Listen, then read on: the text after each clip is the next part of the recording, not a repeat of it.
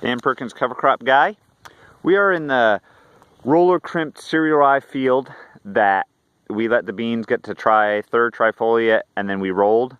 And that cereal rye, just the way the spring played out, was well into viable seed, and you can see that. This was not fall seeded. This is actually a free cover crop that we got out of that. So in one sense, that's a good thing, right?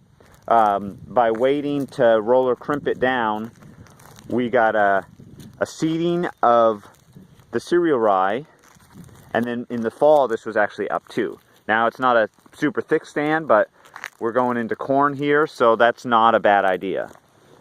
So for those roller crimping their soybeans in conventional or organic, this idea of letting your cereal rye go longer, you get a kind of a free fall seeding.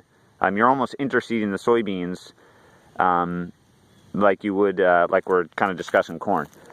Now this grower, this was an experiment. He typically is twinning a strip till corn in here. So this is a really nice system for him.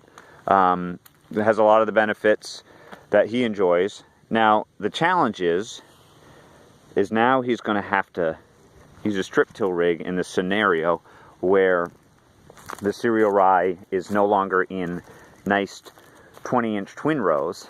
And so we're talking about when to burn this down, probably sooner rather than later. And then, there's still quite a bit of rolled cereal rye residue here, which is, from a soil health perspective, what you want, right? We're building that soil armor and that soil shield, and we're preserving moisture by having this mulch.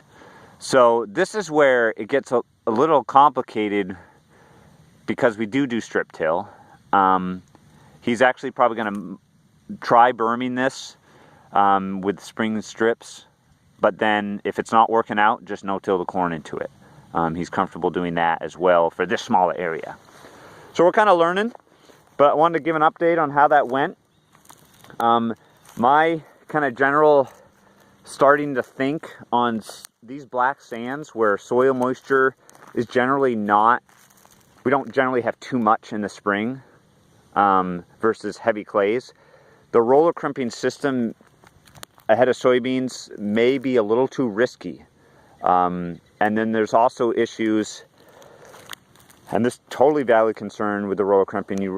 You roller crimp it down, you plant your soybeans, or your soybeans are already planted, depending which way you do it. But then if you have replants or scouting for armyworm, it's often hard to see where those armyworms are.